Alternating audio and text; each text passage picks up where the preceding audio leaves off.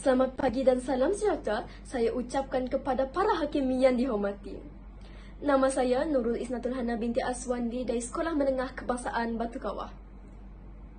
Pada hari ini, saya ingin berkongsi sebuah cerpen yang sangat menyentuh hati dan memberi inspirasi kepada saya. Cerpen ini bertajuk Terima Kasih Cikgu Fiona. Cerpen Terima Kasih Cikgu Fiona mengisahkan tentang seorang murid yang lemah dalam pelajaran, sering gagal dalam ujian dan berasa rendah diri berbanding rakan-rakan sekelas yang lain.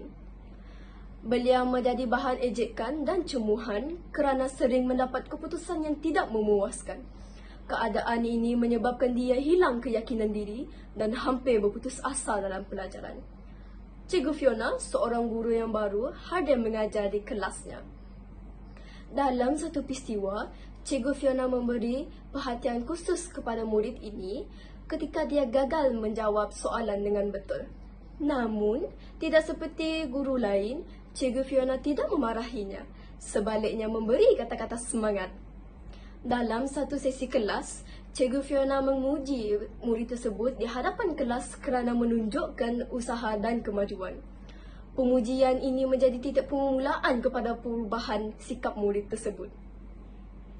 Dalam satu babak, murid itu hampir menangis apabila Cikgu Fiona menyatakan bahawa dia percaya murid itu boleh berjaya. Murid tersebut mula mengulang kaji pelajaran setiap malam, membuat latihan tambahan dan tidak malu bertanya kepada guru. Kesimpulannya, cerpen Terima Kasih Cikgu Fiona bukan sahaja menyentuh hati pembaca dengan kisah penghargaan kepada seorang guru, tetapi juga menjadi inspirasi kepada kita untuk menjadi insan yang lebih baik.